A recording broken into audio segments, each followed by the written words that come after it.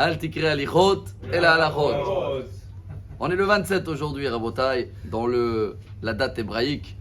Et c'est la Iloula de Rabbi El-Azar Abu Hatzera, le Baba El-Azar. Vous avez tous entendu parler de lui, le petit-fils de Baba Saleh qui a été assassiné dans l'année 2011 par un élève à lui qui est venu demander une bénédiction et le rabbin il a conseillé de ne pas divorcer et il a assassiné.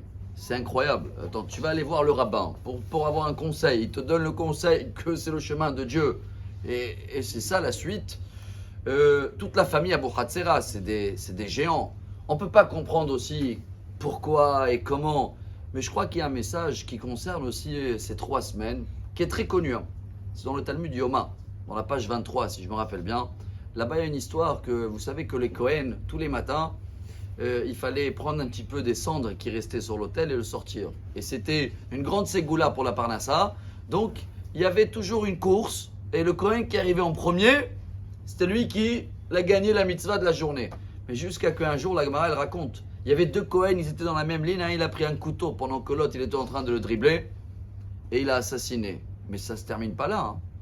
Il y avait là-bas Rabbi Tzadok.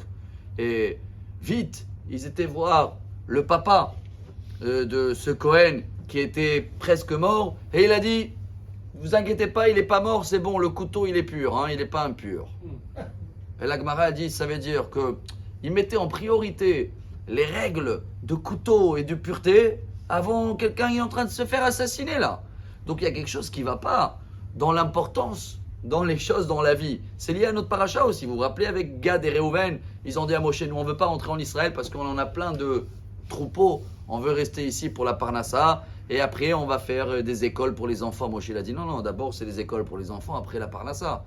Donc dans notre vie, chers amis, même dans la Torah, on confond dans les mettre ce qui est plus important. On peut acheter une très belle Hanoukia en exemple. Tu vas dépenser des milliers de shekels, mais tu vas pas mettre de l'huile, ça va les salir. Tu vas mettre des petites bougies. Et tu t'es investi dans ce qui est le beau et pas dans ce qui est l'essentiel. Hier même on l'a partagé. Combien ils s'attrapent sur des coutumes sans même pas connaître les vraies règles.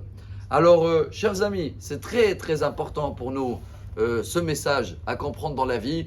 Je donne un exemple. Ça suffit que déjà quelqu'un, bonjour, qu'est-ce que tu fais? Ah, tu travailles, c'est important. Qu'est-ce que ça me regarde ce qu'il fait comme travail? Moi, ce qui est important pour moi, c'est ce qu'il fait dans la vie qui peut apporter à les gens. Vous allez me dire, non, mais quand il travaille, il va bien gagner sa vie, il va payer des taxes au pays, donc ça va revenir. Bah, va faire les poubelles, c'est important les poubelles, non? Ça aussi, ça aide la société. C'est pas plus important? Donc, chers amis, nous aussi, on s'attrape sur des détails. Quand tu vois quelqu'un la prochaine fois, demande-le, qu'est-ce que tu fais de beau dans ta vie? Pas le métier. Ça ne regarde pas qui travaille la brioche, pourquoi il va me nourrir? C'est Dieu qui le nourrit. Qu'est-ce que tu fais de beau? Tu aides les gens, tu as une association, tu vas étudier.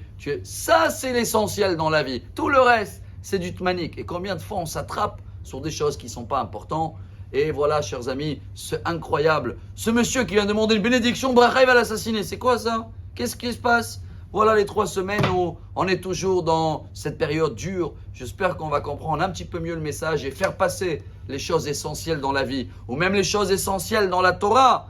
Et comme ça, si Dieu veut, on va avoir une journée pure et belle. Amar Rabbi Elazar,